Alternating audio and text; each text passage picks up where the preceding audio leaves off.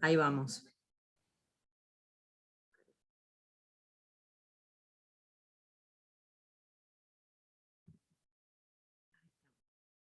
Bueno,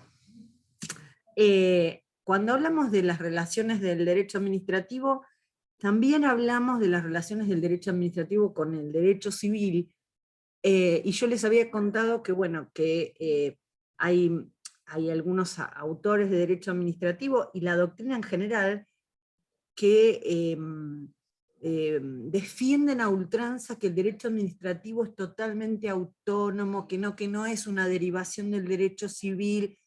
A mí todas esas discusiones, la verdad que me importan poco, y cuando uno llega a este tipo de conceptos se da cuenta que efectivamente, digamos, los conceptos básicos de todo el derecho están en el derecho civil, y después en cada rama particular van generando sus propias especificidades, digamos. Entonces, el concepto de persona jurídica es uno de esos conceptos. Ustedes escuchan hablar asiduamente de persona jurídica, porque es un tema que, si bien corresponde al mundo del derecho, se utiliza en la vida cotidiana, en la lectura de un diario, o en un programa político, no es un término absolutamente ajeno a la cotidianeidad de un adulto, digamos. Entonces, vamos a empezar diciendo que en el mundo real y en el mundo jurídico hay dos tipos de personas: la persona física, que somos todos nosotros, y la persona jurídica. La persona física tiene algo que en derecho se llaman atributos de la personalidad, y que son una serie de características, digamos, o más que características, elementos que se le reconocen.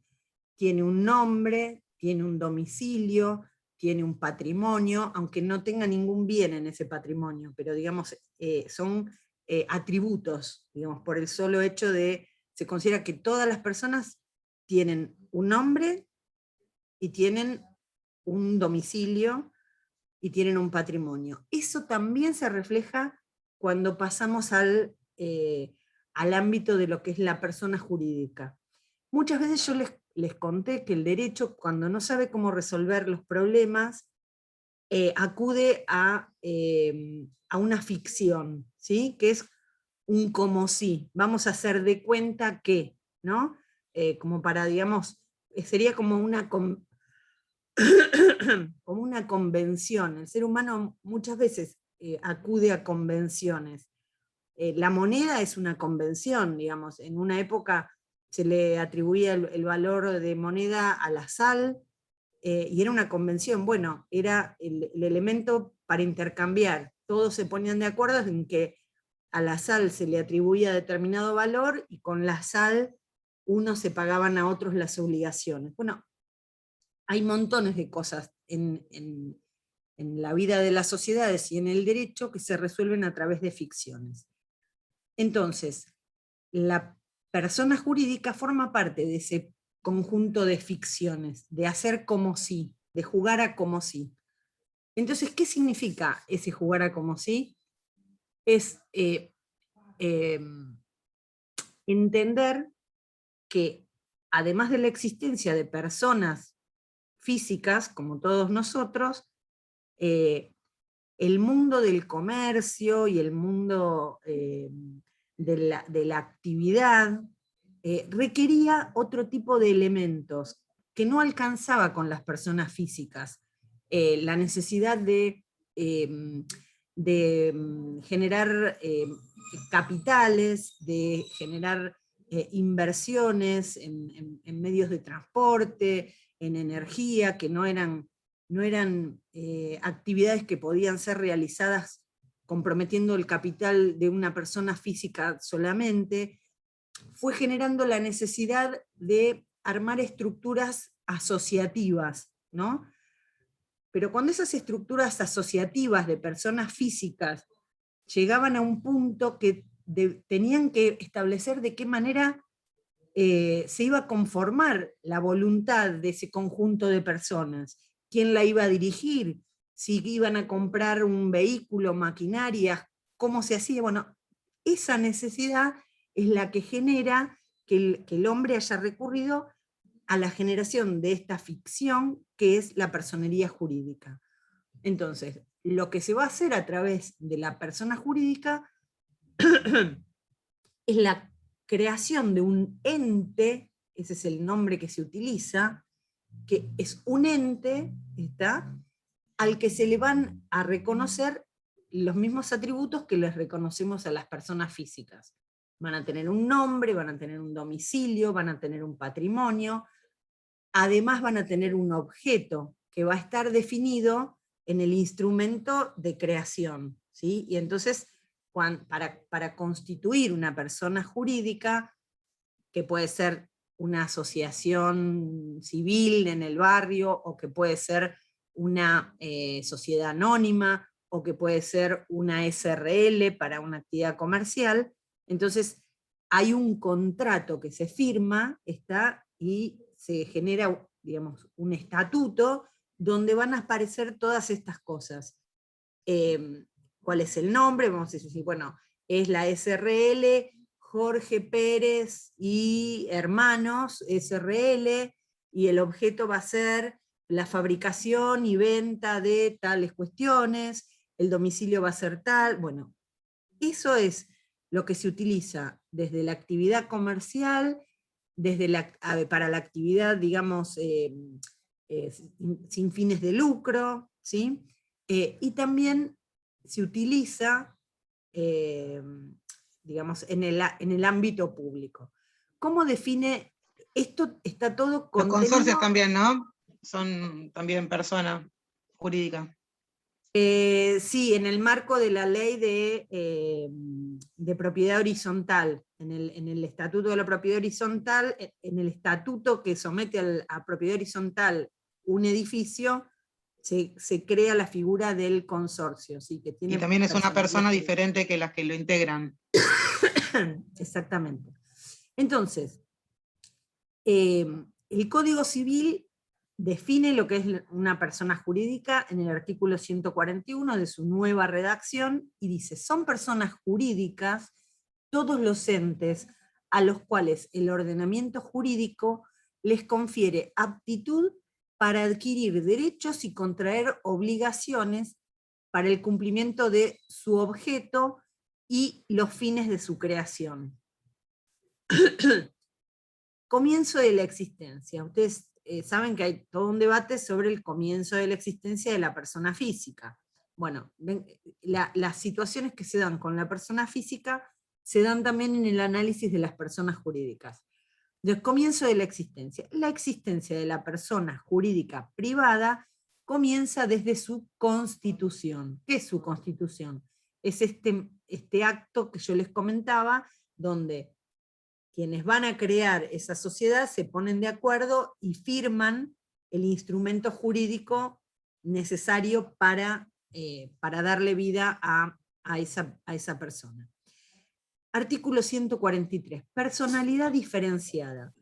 La persona jurídica tiene una personalidad distinta de la de sus miembros, ¿sí? Los miembros no responden por las obligaciones de la persona jurídica. Está entonces, la persona jurídica empieza a tener su propia personalidad, sus propios derechos y sus propias obligaciones, que son distintas de los derechos y obligaciones de cada uno de sus miembros. La compañera recién hacía mención al consorcio. El empleado del consorcio le puede hacer un juicio al consorcio por falta de aportes, por malas liquidaciones, por un juicio por enfermedad laboral, pero ese juicio se lo hace al consorcio, y el que va a tener que responder es el consorcio, aunque después cada uno de los miembros de ese consorcio va a tener que aportar para pagar esa deuda. Pero lo que quiero que ustedes puedan visualizar es que la personalidad jurídica de la persona jurídica es una cosa que está separada y es distinta de la persona jurídica, la persona física de las personas físicas que integran esas personas jurídicas, ¿sí? Los socios en una sociedad anónima no responden de manera directa por las deudas de la sociedad anónima, ¿sí? La sociedad anónima tiene sus derechos, sus obligaciones, responde por sus deudas. Después, si quiebra, ahí va a haber toda una normativa que establece cuál es la responsabilidad que tienen esos socios, pero la persona jurídica en el área comercial, digamos, es un mecanismo que sirve de alguna manera para darle seguridad a quienes participan del negocio de que su patrimonio queda separado del patrimonio de la sociedad y que los riesgos de la actividad los asume la sociedad de la que forman parte, pero no ellos personalmente. Hay un momento donde eso se quiebra y la persona física responde por la persona jurídica. Pero lo que quiero es que visualicen que hay dos patrimonios, dos personas en paralelo, la física y la jurídica. Profesora, profesora, Escucho. estos artículos todos son del Código Civil, ¿verdad? Sí, sí. Y en el caso del 142, que tenía que ver con el comienzo de la existencia, y que hacía mención que si requería autorización estatal, no podía funcionar hasta que no la obtuviera. Esa autorización, de todos modos, no limita el nacimiento de la persona jurídica, ¿es correcto? Es lo que dice el artículo, sí. Lo que pasa es que depende de... Esto es un artículo general, después vos vas a tener cada tipo de persona jurídica va a tener un régimen especial y vos vas a tener la ley de sociedades comerciales donde tenés una por una. Cómo Claro, es la una SRL, 19.550. cómo es una SRL, cómo es una sociedad mixta, cómo es una sociedad anónima. Entonces, para cada tipo de sociedad vas a tener un mecanismo distinto, un instrumento distinto, una normativa distinta. Para las fundaciones vas a tener otro tipo de normativa, entonces va a haber algunas que sí requieren autorización estatal y que no puede funcionar antes de obtenerla, pero eso va a ser de acuerdo a cada tipo de persona jurídica. Ok. Bueno, entonces, es el mismo Código Civil el que va a clasificar las personas jurídicas en públicas o privadas, ¿sí? Y va a decir cuáles son las personas jurídicas públicas y en otro artículo cuáles son las personas jurídicas privadas. Las personas jurídicas públicas que reconoce la normativa argentina son el Estado Nacional, las provincias, ¿sí? La Ciudad Autónoma de Buenos Aires, los municipios, las entidades autárquicas y las demás organizaciones constituidas en las repúblicas a las que el ordenamiento jurídico le atribuya ese carácter. O sea, básicamente son Estado Nacional, Provincial, Municipal, y todas las otras entidades autárquicas y las demás organizaciones son las que sean creadas por ley, y en esa ley se dice que se crea tal persona jurídica pública, ¿sí? Por eso yo muchas veces les comenté cuando nos encontramos frente a un ente cualquiera, y me dicen, ¿y tal cosa qué es? Y por el nombre, salvo que diga persona jurídica pública fulanita de tal, es difícil por el nombre darse cuenta de qué se trata. Hay que ir a la ley de creación, y en la ley de creación vamos a ver de cuál es la naturaleza jurídica de ese ente. Hay otras donde nos damos cuenta, porque si dice sociedad del Estado, sociedad mixta, bueno, ya nos está diciendo en el nombre lo que es. Pero cuando dice Instituto de la Defensa del Carpincho, y hasta que no vea cómo se creó, no sé si eso es un descentralizado, un desconcentrado, si, cuál es la normativa que se le aplica. Bueno.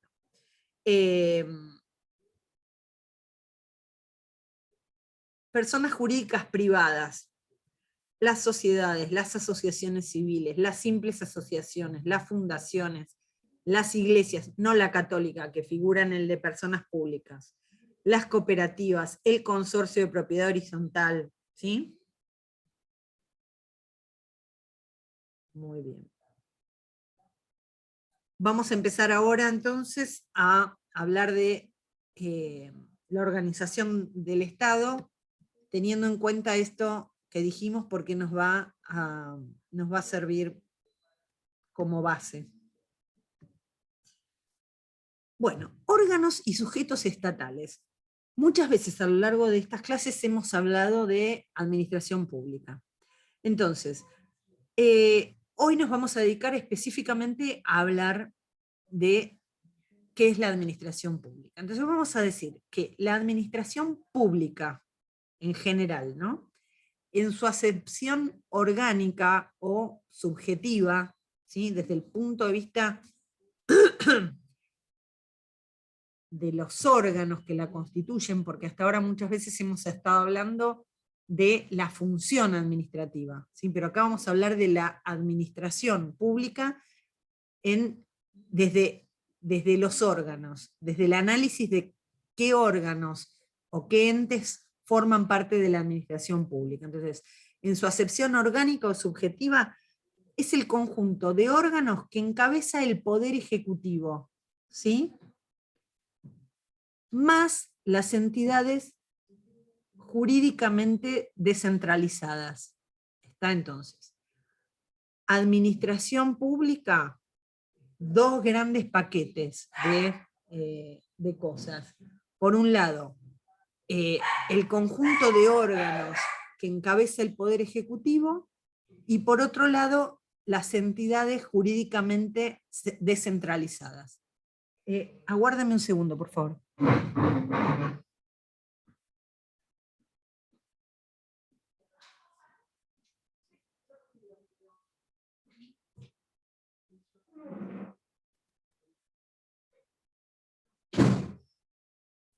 Chicos, lo anterior que estaba dando la profesora no está en el PowerPoint, ¿no? No, los artículos no están. Sí, Gracias. ¿cómo no? Ah, Yo porque lo agregué hoy. Perdón, claro, yo ya se los mandé ¿Me escuchan? sí. Bueno, no. Déjenlo ese PowerPoint, elimínenlo, se los mando de nuevo, porque esto se lo agregué hoy para que lo tengan, porque muchas veces lo comento, pero queda en el aire. Así que después les mando Bueno. esta cuestión que tiene actualizado eso. Bueno, Bárbaro, entonces, gracias. administración pública, dos grandes núcleos: el conjunto de órganos que encabeza el Poder Ejecutivo y las entidades jurídicamente descentralizadas. Entonces, dentro de ese gran paquete vamos a tener la administración pública centralizada, ¿sí?, que es el conjunto de órganos que encabeza el Poder Ejecutivo, ¿sí? Poder Ejecutivo, presidente, y la pirámide que se abre para abajo: secretarías de la presidencia, ministerios, secretarías de los ministerios, subsecretarías, direcciones nacionales, direcciones simples, coordinaciones, jefaturas de departamento. Bien, eso es administración pública centralizada. Este grupo, este universo, carece de personalidad jurídica propia, independiente de la personalidad jurídica pública del Estado Nacional. Esto es difícil de entender, pero es así. Hay una sola persona jurídica que es el Estado Nacional, ¿sí?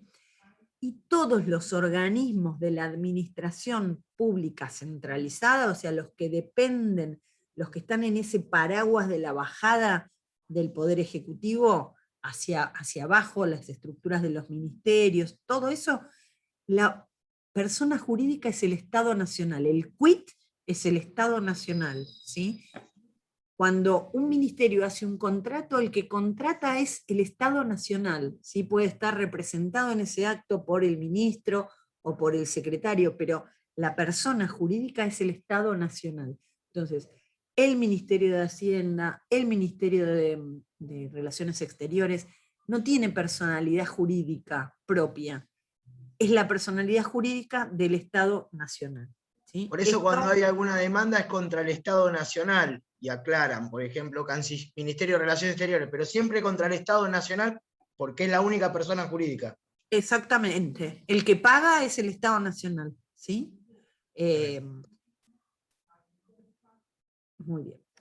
¿Qué pasa con el otro pedazo? Porque dijimos, administración pública, dos universos. La administración pública centralizada, poder ejecutivo y sus aperturas inferiores, y administración pública descentralizada. ¿Qué es la administración pública descentralizada? Son Que las tienen presupuesto entidades propio. jurídicas descentralizadas. Son personas jurídicas de carácter público y estatal separadas de la persona jurídica Estado, ¿sí? Entonces, son entidades que van a estar creadas por un acto administrativo, por una ley, por un decreto. En ese instrumento de creación se van a establecer las características, lo que yo les decía antes, qué tipo de ente es, cuáles son sus funciones, cuáles son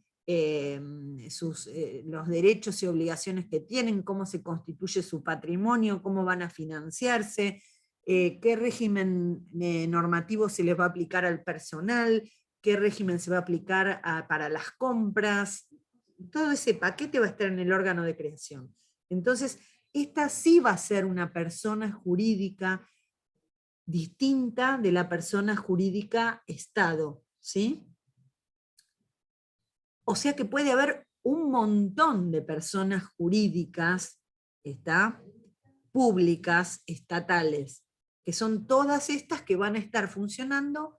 En general, en esa misma normativa de creación se dice que se crea en el ámbito de, no están amontonadas en ningún lado, se las ubica en el ámbito en general en el ámbito donde tenga más relación el tema de fondo al cual se dediquen. Entonces, Claro, por ejemplo, el ámbito- migraciones y el RENAPEL en interior. el ámbito del Ministerio del Interior. Lo que tenga que ver con economía va a estar en el ámbito del Ministerio de Economía.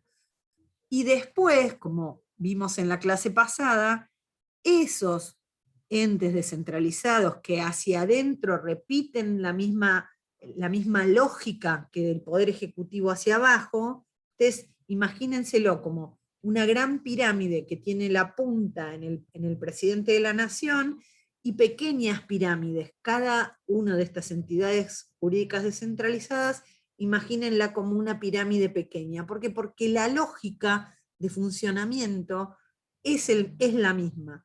Entonces, estas entidades jurídicas descentralizadas que van a estar ubicadas en el mapa del Estado, en la órbita de tal ministerio, ¿para qué va a tener también importancia eso, por ejemplo, con relación a los recursos? Nosotros hablamos de un recurso que tienen, que el ente descentralizado, cuando se agota la vía administrativa dentro del ente descentralizado, puede ir a la justicia o se puede ir en alzada al ministro, o sea que el ente que esté en el ámbito del Ministerio de Economía, ese recurso de alzada va a ir a ese ministro, ¿sí? Muy bien, entonces la gran diferencia es que en la administración pública descentralizada hay personalidad jurídica propia de cada una de estas entidades.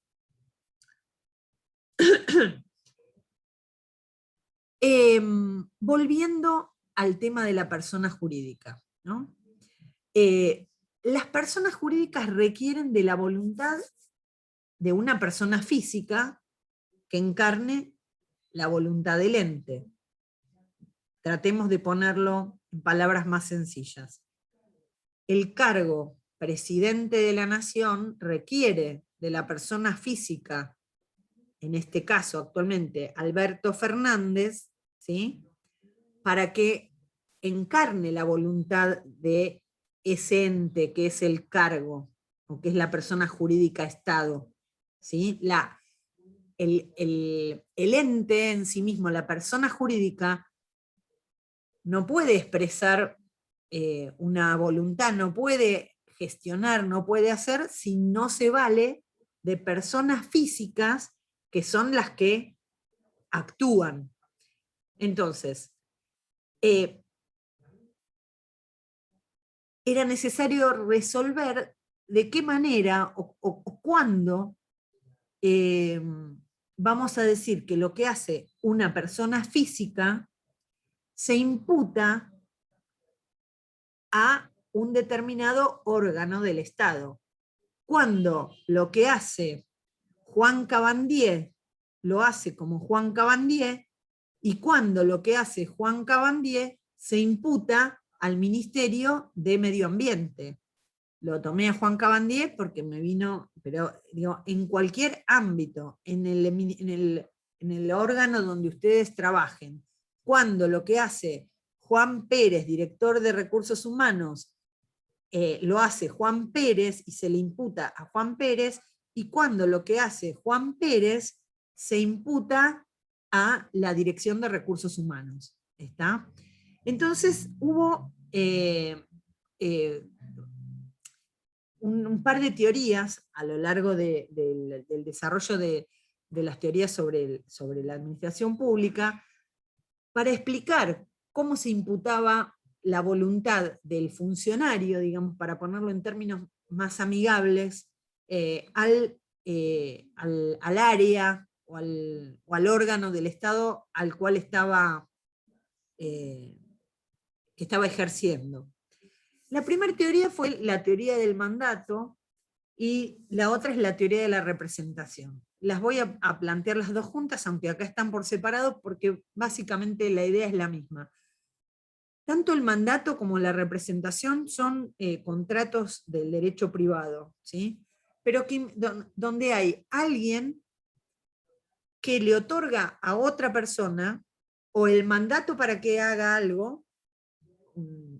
Le doy mandato para que firme un contrato, le doy mandato para que haga una compra, le doy un mandato para una cosa determinada, una actividad determinada, o le doy representación, lo nombro mi representante, ¿sí? Para cuestiones más amplias. Entonces actúa en representación mío. Entonces se intentó explicar el vínculo o la manera en que se vincula lo que hace el funcionario con el órgano al que pertenece, diciendo, bueno, el ente le dio mandato, le dio representación al funcionario, y el funcionario actúa en base a ese mandato o en base a esa representación. Y por eso es que le podemos hacer responsable al órgano por lo que hace la persona física. Pero estas dos teorías fueron descartadas. ¿Por qué? Porque en los dos casos se supone que ya el órgano tenía una manera de expresar su voluntad antes de que la persona física la expresara. Perdónenme. ¿Qué pasa?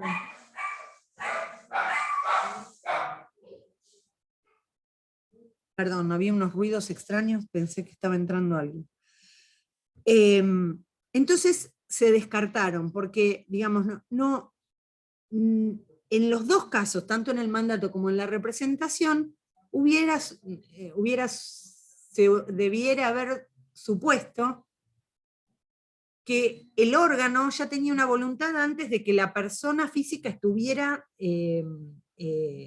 designada como mandante o como representante.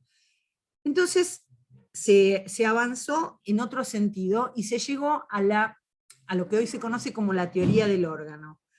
que sirve para explicar esa vinculación, pero lo que hace es decir, no, miren, el órgano forma parte de la persona jurídica, del ente,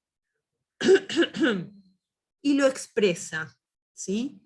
Y la persona pasa a formar parte del órgano mediante la designación. Entonces, tanto el órgano, que sería, por ejemplo, en la Dirección de Recursos Humanos, ¿no? Tanto el funcionario como el órgano forman parte de la persona jurídica Estado, ¿sí? Y no hay uno que antecede al otro. Si el órgano no tiene el funcionario, no va a poder expresarse.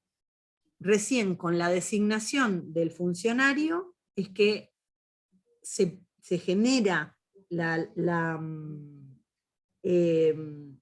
conformación de ese núcleo que va a ser a través del cual se expresa la voluntad del Estado. Yo sé que es medio... Una pregunta. Sí. No tiene nada, o sea, la designación de un representante del órgano no tiene nada que ver, porque me mezclo con la delegación de facultades, nada que ver, ¿no? O sea, No. es designar un representante para asumir la defensa del órgano, por ejemplo. No, ¿no? a ver, no hablemos de representante, porque justamente lo que estamos diciendo es que... de mandatario. El función tampoco, porque ni la teoría del órgano, ni la teoría de la representación, ni la del mandato sirven para explicar por qué el funcionario físico expresa la voluntad del Estado. Vos después vas a tener, por ejemplo, la dirección de jurídicos de todos los ministerios nombran representantes, pero nombran un abogado como representante ante la justicia, o nombran un representante ante una comisión de lo que sea, pero la relación que hay entre el funcionario y el órgano no va a ser en base a la teoría de la representación, sino en base a la teoría del órgano. Y en la delegación no hay representación. En la delegación lo que hay es una transferencia transitoria de competencias, de facultades de un órgano a otro órgano. ¿De qué hablamos cuando hablamos de órgano? Hablamos de un conjunto de atribuciones o de competencias que serán desempeñadas por una persona física, ¿sí? Por el funcionario público o agente del Estado, que al expresar su voluntad o realizar su actuación dentro del marco de esas atribuciones, produce la imputación de esos actos a la persona jurídica, a la entidad de la que forma parte. El órgano es una unidad que tiene dos elementos. Un elemento objetivo que es el conjunto de normas, de competencias que le otorga la norma. Puede ser la Constitución, puede ser la ley o pueden ser otras normas administrativas. Y el elemento subjetivo, que es el órgano físico, o sea, la persona encargada de ejercer esas competencias.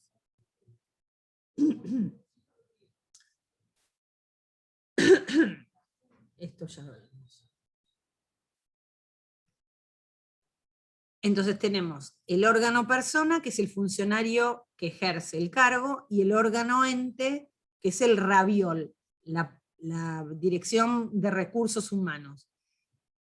Cada uno de los órganos que está dentro de un ministerio, el ministerio no tiene personería jurídica, y cada uno de esos órganos tampoco tiene personería jurídica. Todos tienen la personería jurídica del Estado, ¿sí? No tiene derechos y deberes diferenciados del ente del que forma parte. Sí va a tener las facultades y las potestades que le van a surgir de la normativa que ustedes van a poder ver siempre en lo que es la normativa sobre la estructura de los órganos del Estado, que después vamos a ver, vamos a entrar a la ley de ministerio y vamos a analizar un poco para que vean en el mapa del Estado cómo funcionan estas cosas. El cargo es la posición que la persona física ocupa en un órgano de una persona jurídica pública estatal. ¿Sí? Como les dije antes, el cargo es asumido por la persona física en el momento de su designación. Ustedes imaginen, el ministerio es el ente público estatal. Y dentro de ese ente público estatal, que es un órgano, quien ocupa la posición de ministro está ocupando el cargo, ¿sí? Ese es un cargo.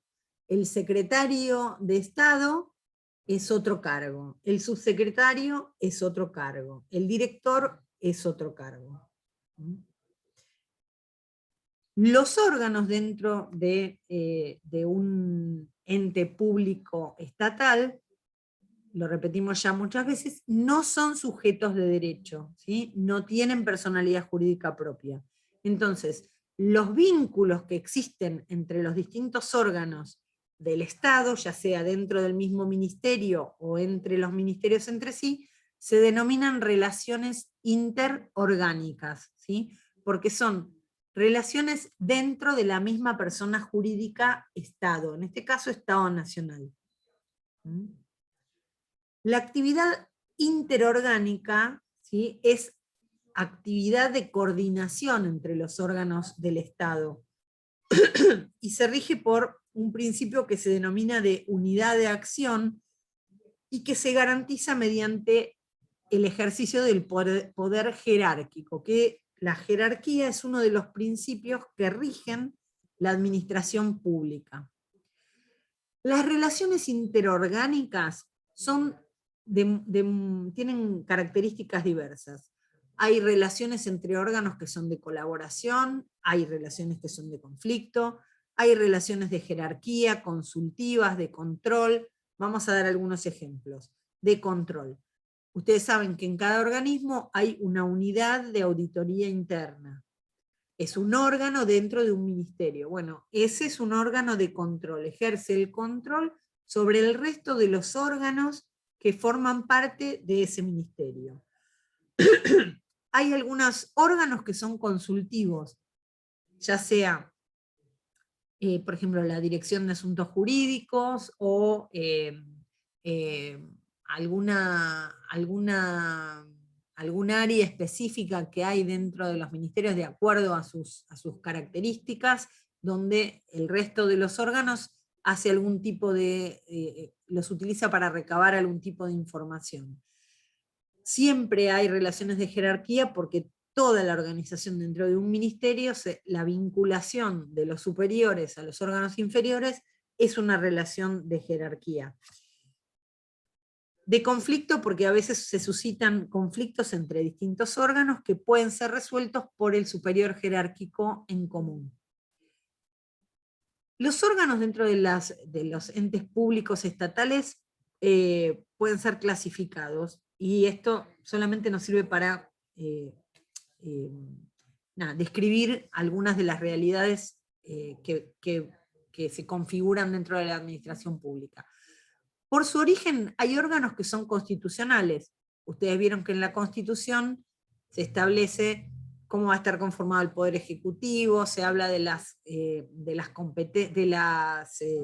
competencias del presidente, del jefe de gabinete, ¿sí? Tenemos órganos que la Constitución los menciona y además dice cuáles son sus funciones. Hay otros órganos que no están mencionados en la Constitución, que son creados por leyes o por normas administrativas, por ejemplo, decretos. Todos los órganos de las estructuras ministeriales se crean o por la ley de ministerios, y también después hay decretos o decisiones administrativas que van a generar, digamos, las direcciones generales, las direcciones simples, las coordinaciones. Bueno, esos órganos son de origen legal o de origen administrativo. Por su integración hay órganos que son unipersonales, el director de recursos humanos, el director general de administración, Pero hay otros órganos que son colegiados.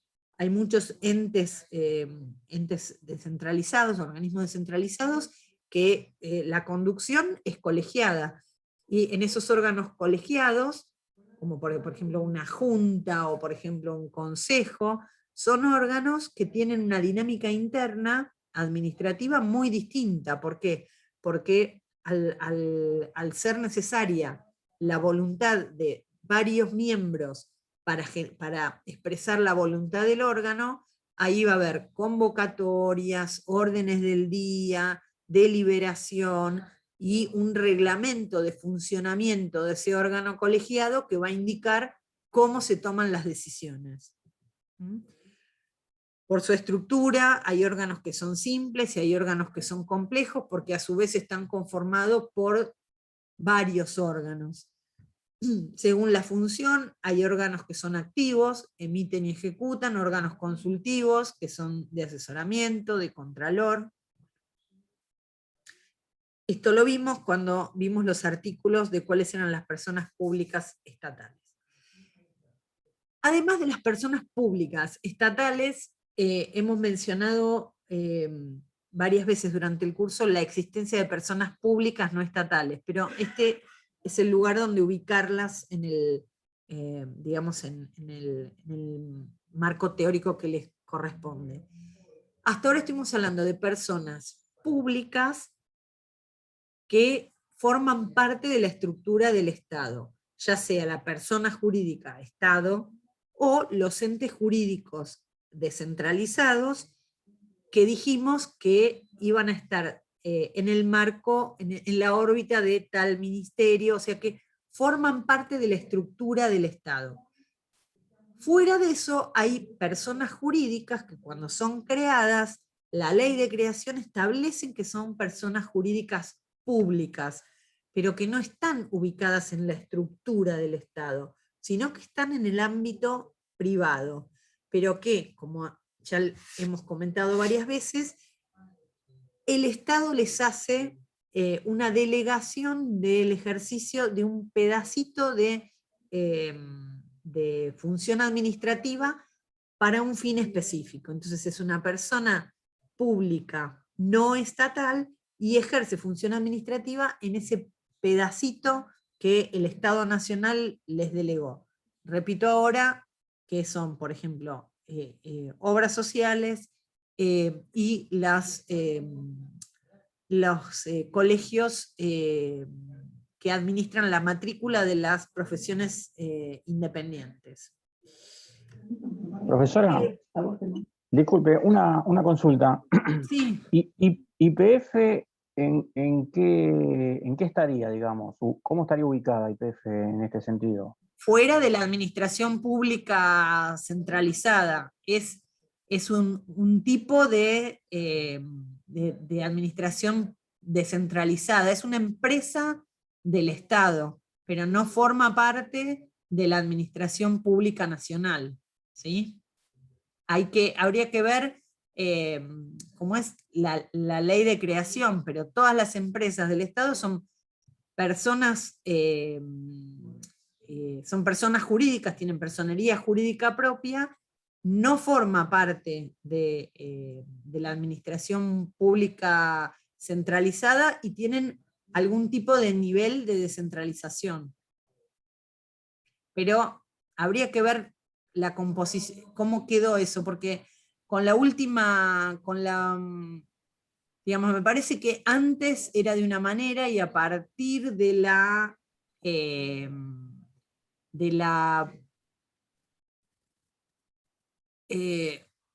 última reforma que se hizo en YPF, cuando se compró o se vendió con el tema de Eskenazi, ¿te acordás? Que hubo hace un par de años una modificación ahí adentro. No sé en qué jurídicamente, si el Estado sigue teniendo, no sé si el Estado tiene el 51 y la parte privada tiene el 49. Sí, La verdad es que el Estado tiene 51%, las provincias creo que tienen otro 4%, y después es privado. Entonces, esta ley de procedimiento administrativo no aplicaría para YPF, digamos. No, pero habría que mirar la ley de creación de YPF y ver qué normativa utiliza. En el aire no podés, mientras no mires adentro la ley de creación o el instrumento de creación, no tenés manera de saberlo. Bárbaro, gracias. Bueno, en cuanto a los principios jurídicos de la organización administrativa, tenemos la jerarquía, la competencia, que ya la hemos visto cuando vimos elementos del acto administrativo y cuando vimos el procedimiento. Entonces, son la jerarquía, la competencia, la centralización y la descentralización, que estos dos últimos en realidad son lo mismo, depende de... es una relación recíproca. Ahora cuando lleguemos se van a dar cuenta por qué se los comento. También se incluyen la unidad de acción, esta que tiene que ver con la jerarquía y la coordinación, pero los principios son estos 4 que tenemos ahí arriba. Déjenme ver la hora para poder organizar el tiempo. La jerarquía es la relación existente entre el conjunto de órganos armónicamente subordinados y coordinados que constituyen la administración pública. Es una relación que se da entre los órganos de la misma persona jurídica, ¿está? O sea, ya sea dentro de la persona jurídica Estado Nacional o dentro de cada una de las personas jurídicas que constituyen cada ente descentralizado. Lo vamos a diferenciar de la autarquía y de la autonomía, porque la jerarquía implica una relación entre órganos y no entre sujetos. Y ahora vamos a ver que tanto la autarquía como la autonomía se dan cuando existen personas jurídicas diferentes. La jerarquía para funcionar se basa en una serie de relaciones que requieren de estas dos figuras que vamos a mencionar ahora. Una que es la línea, ¿sí? Que son los órganos en sentido vertical, y otra que es el grado, que es la posición que cada órgano y que cada cargo tiene en esa línea vertical. Y después hay órganos que están fuera de la línea jerárquica, que son los asesores de gabinete. Pero acá lo que importa que ustedes tengan claro es que la jerarquía requiere de la línea y el grado. Entonces, cuando ustedes vean cualquier estructura, van a tener una línea vertical sobre la que se desarrolla la estructura con cortes, y cada corte de esa línea vertical va a estar constituida por un grado, que es la posición que cada uno de esos cargos ocupa en la línea jerárquica. Las facultades que se derivan de la relación jerárquica, digamos, para ustedes son familiares, y muchas a esta altura ya las hemos mencionado o visto más en profundidad. Dirigir e impulsar. El otro día, cuando vimos el reglamento de la Ley de Procedimientos Administrativos, vimos cómo se establecía que el superior jerárquico podía dirigir e impulsar el procedimiento, pedir informes, dar órdenes, corregir disciplinariamente a los inferiores. Bueno, todas esas facultades derivan de la jerarquía. Dirigir e impulsar, vigilar y controlar, abocarse, ¿sí? Delegar, resolver conflictos interorgánicos de competencia de los órganos que tienen por debajo, designar funcionarios de los órganos inferiores, resolver el recurso jerárquico, ¿sí? Son todas funciones y facultades derivadas de la relación jerárquica. El otro principio, la competencia, no lo vamos a volver a mencionar porque hemos hablado bastante de la competencia en estas clases, es el de la centralización y descentralización. Entonces, hay centralización cuando el rasgo predominante es la resolución de los temas de la administración por los órganos centrales de la administración, o sea, por la administración centralizada. por el ministro y los órganos, por el presidente, los ministros y los órganos dependientes.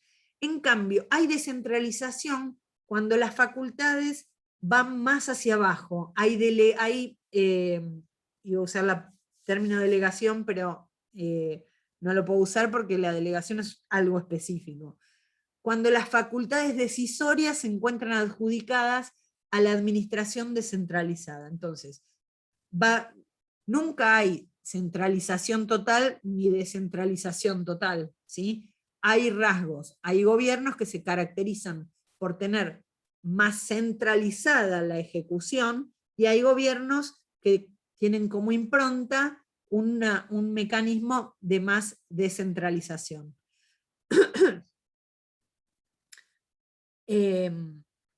La existencia de otra persona jurídica constituye un presupuesto de la descentralización, ¿sí? No vamos a hablar de descentralización si no hay otro ente jurídico con personalidad jurídica creada por, generalicemos, una ley, o puede ser un decreto, pero creada por una norma jurídica.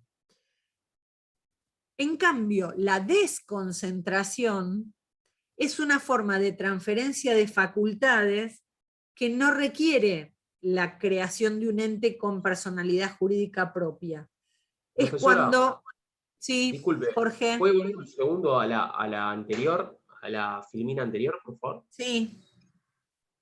Ah, no, perdón, pensé que había explicado algo que no estaba ahí. Discúlpeme. No, sí puede ser, pero... Entonces, Perfecto.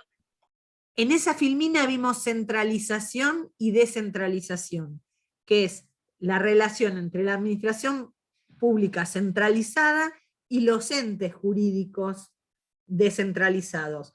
Cuando las facultades bajan a los entes jurídicos descentralizados, vamos a decir que ese gobierno se maneja de una manera más descentralizada. Cuando las facultades suben al presidente y a los ministros, hay más centralización. Pero otro término que ustedes escuchan mucho, porque hay muchos organismos que son desconcentrados, ¿sí? No son descentralizados. Entonces, ¿de qué hablamos cuando hablamos de desconcentración? Hablamos de un órgano al que se le atribuyen facultades por una norma, pero que no se crea una persona jurídica distinta. Está dentro de un ministerio, dentro de un organismo. Por ejemplo, en mi ministerio, el Ministerio de Relaciones Exteriores, el ISEN, que es el Instituto del Servicio Exterior, donde se hace el proceso de selección de los becarios, que son los aspirantes a ser diplomáticos, y que se dan los cursos durante 2 años a todos esos chicos que se seleccionan, Bueno, es un desconcentrado dentro de Cancillería. Tiene sus funciones, tiene sus facultades, pero no tiene personería jurídica propia. El SAF es el SAF del ministerio. ¿Saben lo que es el SAF, no? Es el Servicio Administrativo Financiero, o sea, el presupuesto. Se maneja todo desde el ministerio. Las compras, el personal. Entonces, se transfiere la titularidad de la función, ¿sí? Pero no hay la creación de otra persona jurídica distinta en este caso, la persona jurídica Estado Nacional. Entonces, en la descentralización, que es lo que vimos antes, hay una relación interadministrativa, porque hay una relación entre los entes descentralizados y la administración pública. En cambio, en la desconcentración, estamos siempre en una relación entre órganos dentro de la misma persona jurídica.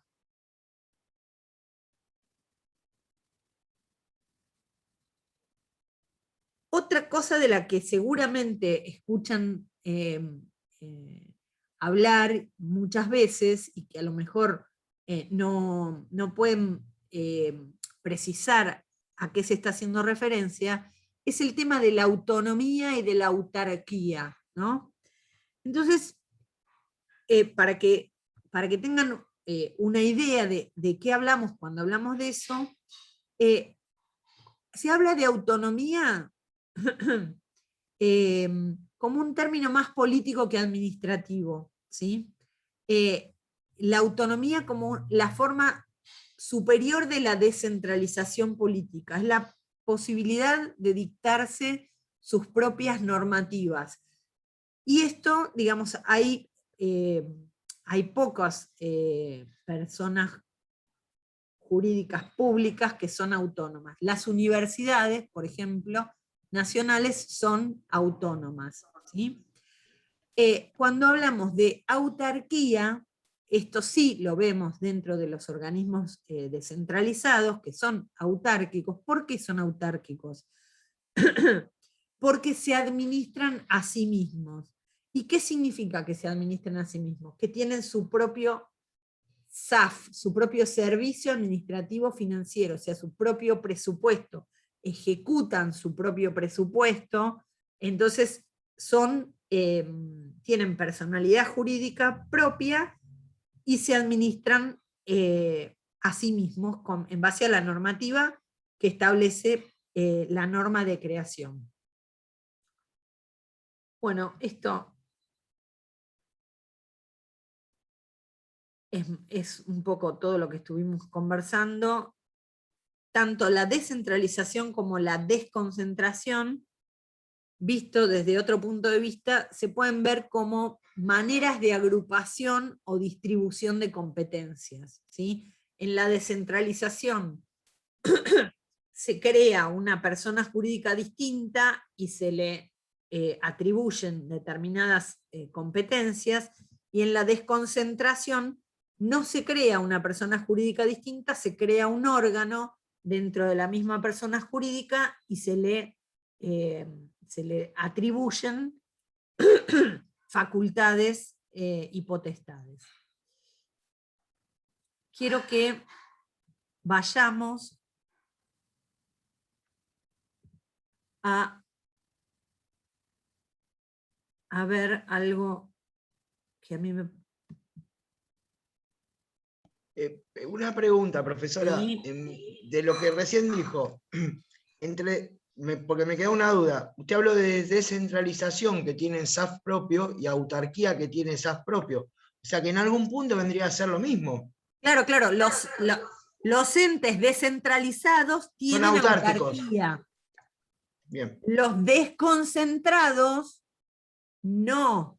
Tienen una relación Están interorgánica. adentro del ministerio o de la persona jurídica y no tienen personalidad jurídica propia, entonces tienen el SAF del organismo donde están creados. A ver Gracias. si puedo mostrarles lo que quiero mostrarles. Bueno, a ver. Esto, estamos en el mapa del Estado, ¿sí? ¿Por qué les quiero mostrar esto? Porque quiero que vean un poquito, dentro del mapa del Estado me metí en Presidencia de la Nación, ¿sí? Podría ir a otro lugar, pero se me mezclan, tengo muchos cuadros abiertos. Vamos a ponerte por acá. Entonces, Presidencia de la Nación, ¿no? Miren. Bueno, me voy a quedar acá porque acá estamos. Oh, mapa del Estado. Ahí estamos. ¿Se está viendo? ¿Están viendo la Sí. foto? Bueno, Se está viendo. Sí. bueno. Entonces, Sí. acá, digamos, está todo muy lindo, pero lo que yo quiero es que vean, tratemos de ver las cosas de las que estuvimos hablando en esta página. ¿Ven? Presidencia, vicepresidencia, jefatura de gabinete de ministros, ministerios, ¿sí? Ministerios. Después vamos a ir entrando.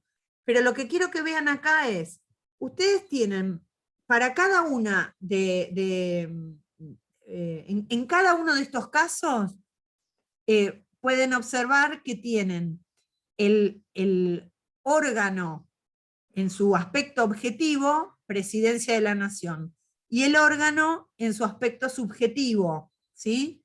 La persona física que fue designada, en este caso electa, y que ejerce el cargo. ¿Está? Lo mismo el cargo, Vicepresidencia de la Nación, en sentido orgánico, Cristina Fernández de Kirchner, el aspecto subjetivo del cargo. Todo lo que estas personas que son el aspecto subjetivo del cargo, cuando actúan y lo hacen en el marco de las competencias del cargo en sentido orgánico, ese accionar se imputa al órgano en sentido orgánico, ¿sí? Lo mismo los ministerios, acá el cargo es en sentido orgánico es el ministerio, y el ingeniero Basterra es el funcionario que expresa la voluntad de ese órgano. Es el órgano en sentido legal, jurídico, orgánico, y el órgano en sentido físico, la persona física que lo esté ejerciendo. Si ustedes miran, de alguna manera se ve lo que hablamos de la jerarquía, ¿sí? Y lo que les dije, que se lo imaginen como una pirámide, ¿está? Tienen al presidente de la Nación en la punta y va abriendo más ancho hacia abajo. Ven que se ve la línea, ¿sí? Y se ve el grado, la línea es vertical, presidencia, vicepresidencia, jefatura de gabinete, ministerio, es vertical. Y cada uno de los niveles de esa línea es el grado que ocupa ese cargo en esa línea. Y así hacia abajo al infinito, ¿está? Porque cuando yo entro en cualquiera de los ministerios, tenemos de ahí para abajo otra vez lo mismo, ¿sí? Vamos al organigrama. Ministerio de Agricultura y Ganadería nos dice que forma parte de la administración centralizada, ¿sí? Y acá tenemos el organigrama. Ministerio de Agricultura, cada uno de estos ravioles es un órgano, ¿sí? Y tiene un aspecto objetivo, jurídico, que es digamos, el raviol, llamémosle, y un aspecto subjetivo, que es el funcionario que fue designado en ese cargo y que es el que expresa la voluntad de ese órgano. Y ven, otra vez se repite lo mismo, la jerarquía, la línea y los grados uno abajo del otro, ¿sí? Todo esto es administración pública centralizada. Secretarías, subsecretarías, ¿está?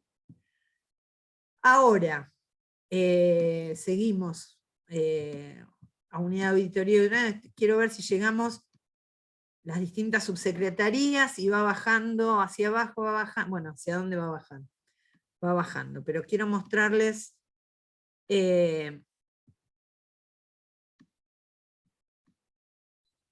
ténganme un minuto de paciencia que ya los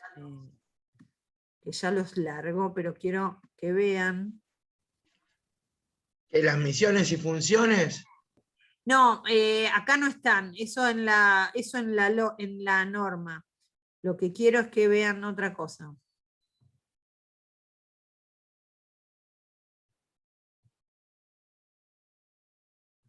Quiero llegar a los descentralizados.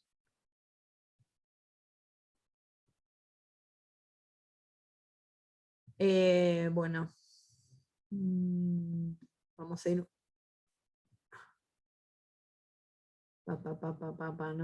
No puedo, ¿cómo salgo de acá? No me deja. El SENASA sería descentralizado, me parece, de Agricultura, ¿no? Ustedes ven cómo puedo retroceder porque no puedo, a ver si puedo correr esto. La pestaña del mapa tiene que cliquear. Ahí estamos. Cerralo. Ahí estamos, ahí estamos. Bueno, esto les quiero mostrar, a ver si tenemos suerte y lo ven, así los dejo en paz.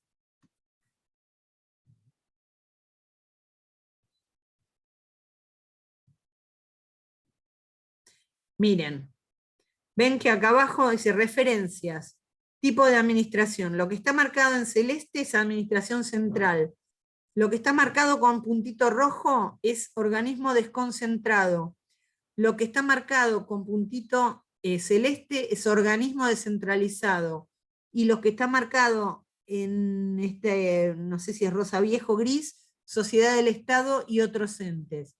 Si ustedes van entrando, vamos a entrar a algún ministerio. Ministerio de, pero no a la parte de... Profesora, sí. si busca en el mapa del Estado, si busca por organismos, le aparecen los organismos y le dice a quién reporta también. Sí, pero cuando lo estuve viendo antes de verlo con ustedes, me daba en esta misma página, abajo de cada ministerio, marcadito con color,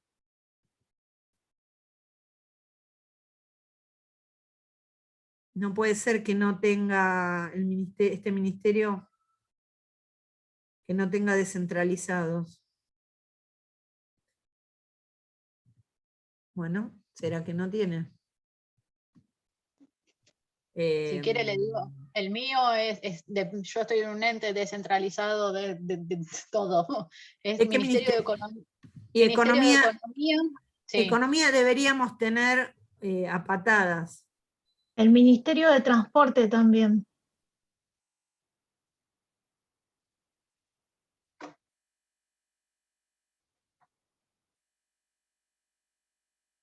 Bueno, chicos, ¿qué va a ser? La intención la tuve, pero no. A ver, como decía... Perdón, profe, se me había cortado la luz y no estaba. Pero, ¿qué es lo que están? Yo trabajo en el Ministerio de Economía, ¿qué es lo que están viendo o buscando acá? No, que estamos viendo, bueno, acá están, acá había que hacer la búsqueda, como decía el compañero, en el Ministerio de Economía, si cliqueamos acá, organismos, entes, nos da todo el listado de lo que tenemos en el marco del Ministerio de Economía. La Administración Federal de Ingresos Públicos, que digamos, es autárquico, pero está en el ámbito del Ministerio de Economía. El Tribunal Fiscal de la Nación, y ven, de acuerdo al puntito, o sea, por el nombre no nos damos cuenta. Quien hizo este trabajo en el marco del Estado, digamos, analizó la norma de creación de cada organismo, y por eso tienen el puntito. Y unos son, dijimos que los del puntito rojo es desconcentrado, ¿no? Entonces, acá tenemos el Instituto Nacional de Estadísticas y Censos es desconcentrado. Esperá que me Estos parece son que desconcentrados, pero autárquicos, ¿no? desconcentrado. Pero son autárquicos, No o sea, la dice FIP es autárquica. Pero no El dice INDEC es descentralizado. Discúlpame.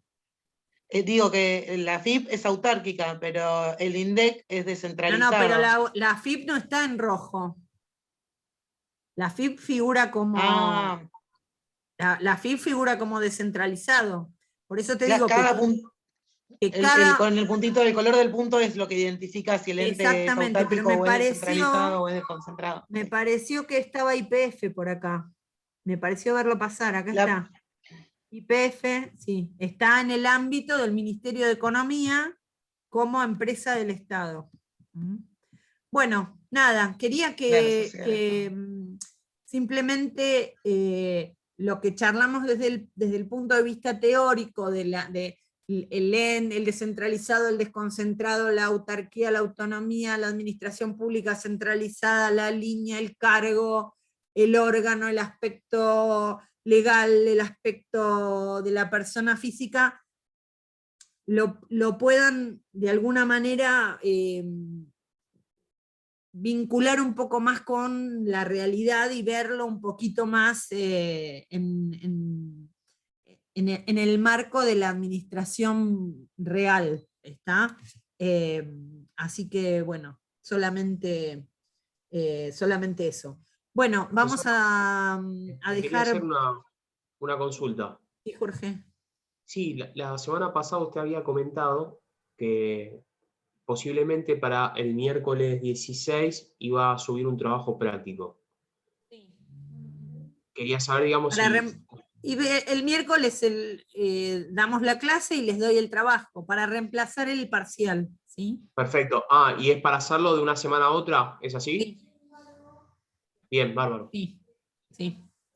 Muchas Bueno, les voy a mandar el PowerPoint de nuevo, ¿sí? Eliminen Sandra, el que... Disculpame, Sí. Sandra, que te interrumpa.